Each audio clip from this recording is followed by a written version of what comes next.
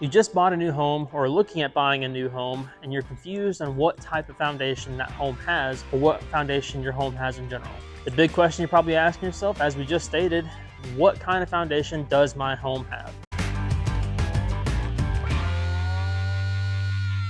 I'm also an Anchor foundation repair, and this is a real question I've gotten from some homeowners for my couple of years here at Anchor.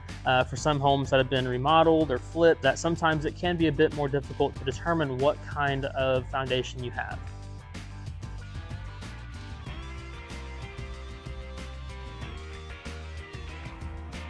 There's a couple different ways to determine what kind of foundation you have. Number one, if you have a crawl space, you can look for these things. See if you have vents on the exterior of the home and the skirting where they had to cut through. Most time it's brick or some type of concrete in the beam on the outside of the home, and see if you have vents for proper ventilation.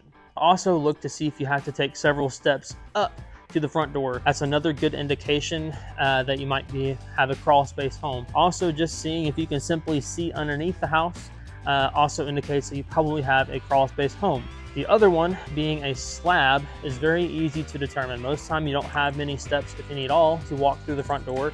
Can be a good indicator that you have a slab home. Also, if you cannot see underneath the house, unless you have a void, which is a totally different scenario, but if you can't see underneath the house is another indication that you probably have a slab home, and that it's just one piece of solid concrete right there. Of course, there are some other weird things out there, but those are the most common foundations that we have here in Central Texas: crawl space and slab. There's, of course, one other way to determine. It's not as reliable, but you can also look at the year the home was built, especially here closer to the Bryan College Station area. For the most part, if it was built for the mid 1950s, anything 50s and older, especially around probably 55, anything older than that, most likely going to be a pier and beam style house or crawl space style home. Anything after that, getting into the latter 50s, going into the 60s, that's when the slab homes really started to emerge here, and that's what most homes are going to be built with today, is some style of slab home. So that is going to be another way to determine if you have a slab on grade foundation or a crawl space foundation.